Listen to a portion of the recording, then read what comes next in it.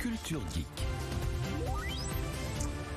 Avec Anthony Morel qui va nous rhabiller de pied en cap avec des vêtements du futur. Ouais, des vêtements anti-Big Brother, moi j'appelle ça comme ça, des vêtements furtifs. Furtifs. Conçus- L'homme invisible, pas encore? Alors c'est presque ça, en tout cas invisible aux yeux des caméras biométriques et de la reconnaissance faciale qui s'invite de plus en plus dans nos vies quotidiennes pour déverrouiller son smartphone aux aéroports. Mais vous savez que dans certaines villes, pas encore en France, mais vous avez maintenant des caméras qui sont capables d'identifier une personne. Et donc En Chine, par exemple. Par exemple, et donc on a des designers qui ont conçu des t-shirts, par exemple, eh bien, qui ont été fabriqués de manière à tromper, à leurrer l'œil numérique de la caméra. Alors, certains reproduisent des visages qui existent déjà, et donc l'œil de la caméra va être attiré par le visage sur le t-shirt et non pas sur le vôtre.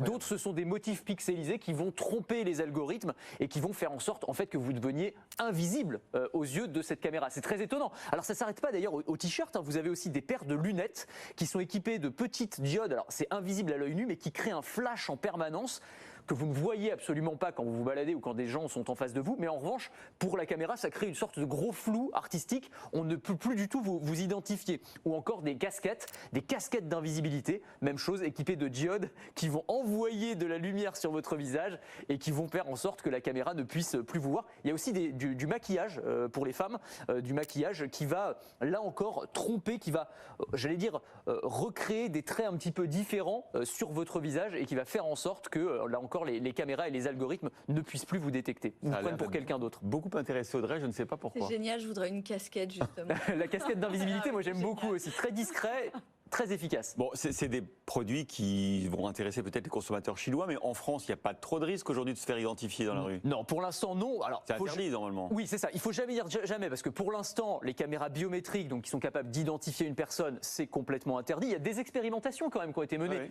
sous l'égide de la CNIL, qui veille au grain sur le sujet, la Commission nationale informatique et liberté.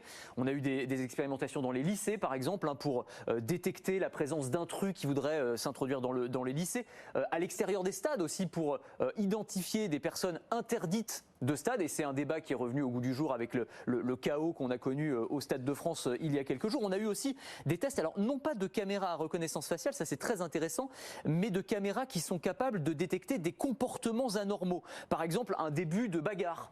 Ça c'est la SNCF qui a testé ça dans les gares après les attentats de 2015. Donc on voit qu'il y a quand même pas mal d'expérimentations qui sont en train de se mettre en place, même si pour l'instant, d'un point de vue réglementaire et légal, c'est complètement interdit dans les rues françaises. Et comment ça se passe dans les pays où justement c'est autorisé? Est-ce que vous croyez que ces outils pour se dissimuler vont être rapidement interdits?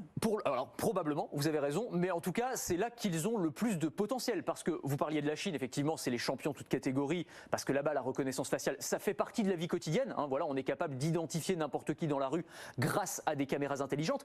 Après le truc c'est que il y a toujours un jeu de chat et de la souris entre les technologies. C'est-à-dire que, en gros, ces t-shirts, ils vont pas berner très longtemps les logiciels de reconnaissance faciale qui deviennent de plus en plus sophistiqués. Maintenant, on a des outils qui sont capables de détecter, y compris d'identifier une personne qui porte un masque anti-Covid. Quand on peut déverrouiller son téléphone maintenant, même quand on porte un masque anti-Covid. Avec les yeux, vous avez des technos qui, même si vous portez une perruque, même si vous avez une barbe, même si vous avez changé complètement de physionomie, sont capables de vous identifier. Donc, faut être assez clair sur le fait que, bon, oui, c'est un gadget assez sympa, ces vêtements furtifs, et c'est un moyen pour les designers de vendre leurs produits un petit peu plus cher. Je ne suis pas certain que ça fasse illusion très très longtemps.